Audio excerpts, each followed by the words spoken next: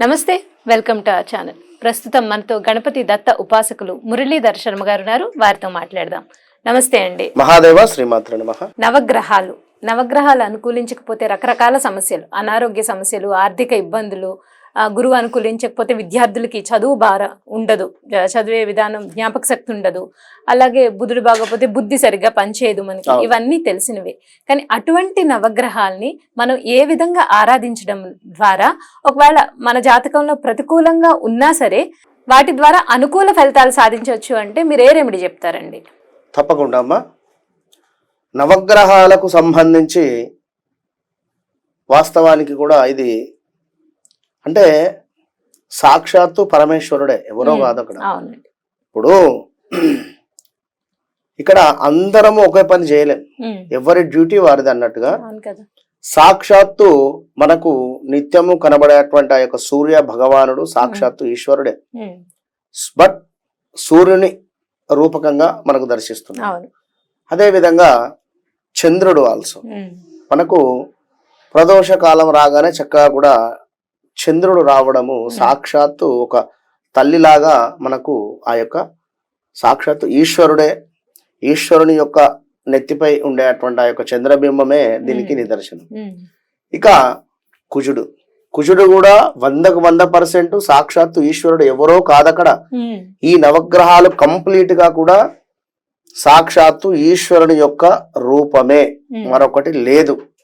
కనుక ఇక్కడ ఎవరి జాతక రీత్యా ఏ దోషమున్నా లేకున్నా కర్మ అనేటువంటిది గత జన్మలో చేసుకున్నటువంటి కర్మను అనుసారంగా చేసుకొని ఈ జన్మలో మనకు ఒక జన్మ అనేటువంటిది లభిస్తుంది.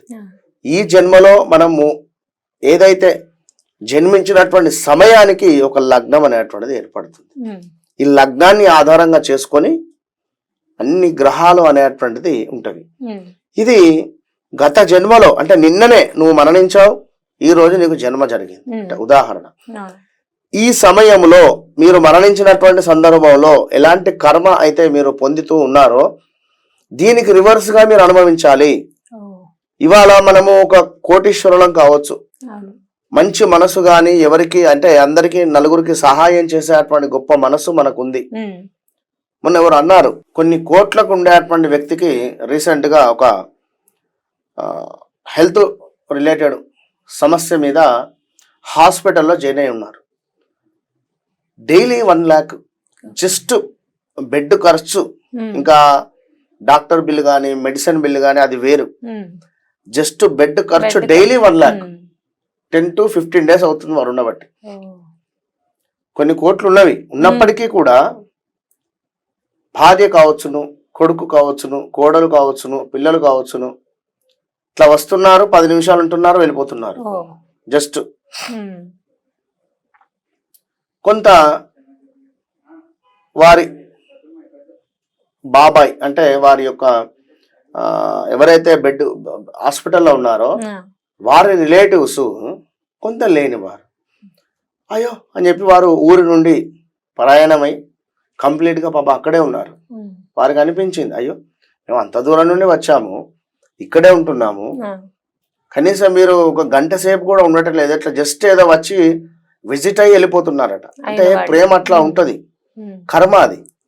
ఇప్పుడు అన్ని గుర్తొస్తాయి ఆయనకు బెడ్ మీద ఉన్నాక, అవునా కాదు? ఖచ్చితంగా కదా అండి. ఇవాళ ఒక సమయానికి ఒక కార్పొరేట్ హాస్పిటల్లో ఒక జననం జరిగితే మరొక గవర్నమెంట్ హాస్పిటల్లో కూడా జననం జరుగుతుంది, అండ్ ఒక పల్లెటూరులో నార్మల్ డెలివరీ కూడా జరగవచ్చు సేమ్ సమయానికి, ఒకటే సమయానికి. కనుక ఏదున్నా గత జన్మలో మనం చేసుకున్నటువంటి కర్మానుసారే. మరి ఈ జన్మలో మనకు ఎట్లా తెలవాలి ఏమిటి అనేటువంటిది అంటే పర్ఫెక్ట్ గా సబ్జెక్టు తెలిసినటువంటి ఒక జ్యోతిష్కుల దగ్గరికి వెళితేనే మీకు రిజల్ట్ అనేటువంటిది ఉంటుంది. ఇప్పుడు నేను అద్భుతంగా ఒక అదేమిటి సూటో కోటో లేదా డ్రెస్సో ఏదో వేసుకొని, కుర్తానో మరొకటి ఏదో వేసుకొని, మెడలో ఒక 4-5 బంగారు మాల చైన్స్ వేసుకొని, చేతికి ఒక పెద్ద గండ బేరుండం వేసుకొని కూర్చుంటే నా దగ్గర ఏ సబ్జెక్ట్ లేకుంటే జీరో కదా. అవును కదా అండి, అంతే కదా. అంతే కదా. ఆకారం పుష్టి నైవేద్య నష్ట అన్నట్టుంటుంది. కనుక సబ్జెక్ట్ ఉండేటువంటి వారు పెద్దగా ఆడంబరాలకు కావచ్చును పెద్దగా ఏది ఉండదు. కనుక వారికి కావాల్సింది సబ్జెక్టును ప్రేమిస్తారు. ఆ సబ్జెక్టు వారికి ఒక దాన్ని ఏమంటారు, ఒక బూస్ట్ లాంటిది అది. కనుక అది అర్థం చేసుకోవాలి ప్రజలు, వ్యూవర్స్. ఇక్కడ మనకు ఉదాహరణకు 9 నవగ్రహాలకు సంబంధించి మనకు ఒక అద్భుతమైనటువంటి రెమెడీ. ఇది వీరికి జాతకరీత్యా ఒకవేళ నడిచే దశ అంతర్దశలు ఏదైనప్పటికీ బట్ ఇంట్లోనే ఉండి రూపాయి ఖర్చు లేకుండా ఉండేటువంటి విధంగా వీరికి రెమెడీ చెబుదాం. ప్రతిరోజు కూడా ఇంట్లో 9 దీపారాధనలు చేయాలి. అది కూడా మట్టి పాత్రలో, చిన్న మట్టి పాత్ర తీసుకోవాలి. మట్టి ప్రమిద లైక్ మట్టి పాత్ర 2 తీసుకోవాలి.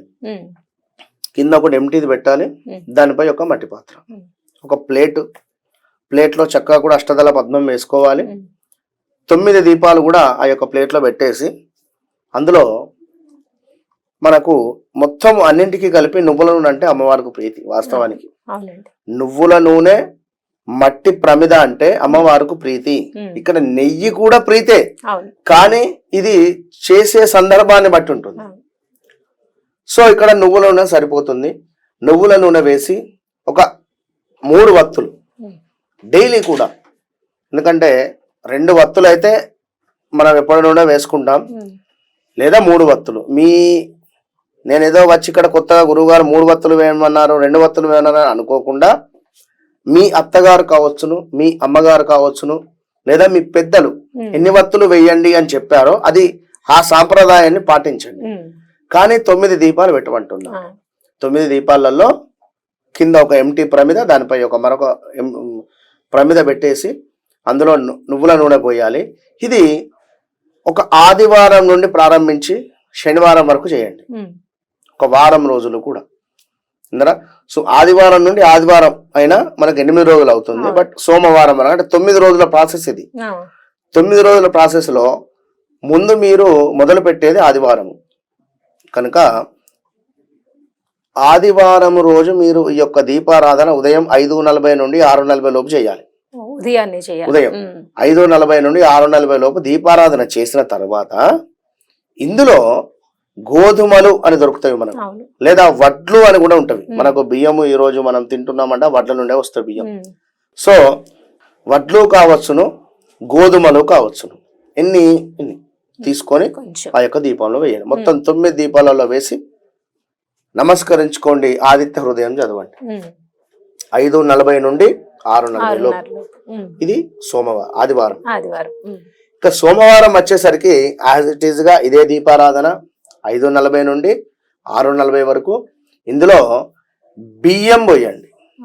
కేవలం బియ్యాన్ని 9 మనకు దీపాలలో కూడా అంత ఎన్ని మామూలు ఒక 5 గింజలు అట్లా వేస్తే సరిపోతుంది. ఇందరా ఇక మంగళవారానికి వచ్చేసరికి మనకు చక్కగా కూడా ఉదయం 5:40 నుండి 6:40 వరకు. మంగళుడు మార్కెట్ లో మనకు మైసూరు పప్పు అని దొరుకుతుంది. దీన్ని మసూర్ పప్పు, మైసూర్ పప్పు అని చెప్పి అంటారు. ఇది ఒకవేళ దొరకకుండా మనకు కుజుడు అంటేనే మనకు కందులు, కందిపప్పు. సో కందిపప్పు అయినా కూడా అందులో వేయవచ్చు. ఇక కందులు కానీ, లేదా కందిపప్పు గాని, లేదా మైసూర్ పప్పు గాని, మసూర్ దాల్ అన్న ఎర్ర కందిపప్పేనండి, నార్మల్ కందిపప్పు గాని ఎర్ర కందిపప్పు ఏది ఉంటే అది మీరు మంగళవారం ఉదయం 5:40 నుంచి 6:40 లోపు. బుధవారం వచ్చేసరికి చక్కగా కూడా పెసర్లు వేయండి. పెసరపప్పు వేసినా కూడా బానే ఉంటుంది. ఒకవేళ లేదు పెసరపప్పు అనుకునేటువంటి సందర్భంలో ఒక 3 ఇలాచీలు వేయండి. విన్నారా? ఇక గురువారం వచ్చేసరికి చక్కగా కూడా పసుపును యాడ్ చేయండి, లేదా గంధాన్ని కూడా వేయవచ్చు. పసుపు లేదా గంధం దీపారాధన అదే సమయం 5:40 నుండి 6:40. అంతే. ఇక శుక్రవారం వచ్చేసరికి చక్కగా కూడా మనకు లక్ష్మీదేవికి ఎంతో ప్రీతికరము కనుక ఈ యొక్క శుక్రవారానికి సంబంధించి, అంటే లక్ష్మీదేవికి ఎంతో ఇష్టమైనటువంటి వారం ఈ యొక్క శుక్రవారం ఉదయం 5:40 నుండి 6:40 లోపు ఇదే దీపారాధన చేసి, ఈ రోజు ఖచ్చితంగా మనం ఆల్రెడీ కూడా ఐశ్వర్య దీపం గురించి చెప్పి ఉన్నాం ఇదే ఛానల్లో. కానీ ఒకవేళ ఐశ్వర్య దీపం ఎవరైనా ఫాలో అయితే దానికే ఇది కూడా మీరు చేసుకోండి. బట్ ఈ దీపారాధనలో గులాబీ, సెంటు గులాబీ ఉంటుంది. సెంటు గులాబీకి సంబంధించినటువంటి రెక్కలు లేదా స్ప్రే కొట్టేసేయండి. ప్రతి దీపానికి కాస్త స్ప్రే కొట్టేసేయండి. లేదా సెంటు గులాబీ ఒక్కొక్క రెక్కను అందులో వేయండి. శనివారం వచ్చేసరికి చక్కగా కూడా మీరు లవంగాలు గాని నల్ల నువ్వులు కూడా వేసుకోవచ్చు. లవంగాలు నల్ల నువ్వులు వేయండి. Same 540 to 640. శనివారం రోజు ఖచ్చితంగా కూడా కాలభైరవ అష్టకం చదువుకోవాలి. శుక్రవారము లక్ష్మీదేవికి సంబంధించినటువంటి అష్టకం గాని, గురువారం రోజు మనకు దక్షిణామూర్తి శ్లోకంగానే ఏదైనా చదవండి. బుధవారం రోజు ఖచ్చితంగా కూడా గణపతికి సంబంధించినటువంటిది చదువుకోండి. సంకట నాశన స్తోత్రాన్ని ముదాకర తమోదకం వినరా ఇట్లా, లేదా ప్రణమ్య శిరసాదేవం గౌరీ పుత్రం వినాయకం ఇది వినరా. ఆదివారం రోజు మరలా రాహువుకు దీపారాధన చేయండి. ఉదయం 5:40 నుండి 6:40 లోపు. మళ్ళా ఈ ఆదివారం వచ్చేసి రాహువుకు దీపారాధన చేసిన తర్వాత అందులో కొంత టీ పౌడర్, టీ పొడి కావచ్చును, లేదా మనకు కాఫీ పౌడర్ కానీ కొంత వేసేటువంటి ప్రయత్నం చేయండి. లేదు అనుకునే సందర్భంలో మనకు రాహుకి ఏమిటి, గుండు మినపప్పు అయినా వేయండి. అది పొట్టు తీయని మినపప్పు వేయండి. ఇక సోమవారానికి 9వ రోజు అవుతుంది. 8కి 8 ఇక్కడ ఆదివారం టు ఆదివారం 8 రోజులు. సో సోమవారము మరలా 9వ రోజు కేతువుకు తెల్ల నువ్వులు వేసే ప్రయత్నం చేయాలి. తెల్ల నువ్వులు వేయండి కేతువుకు.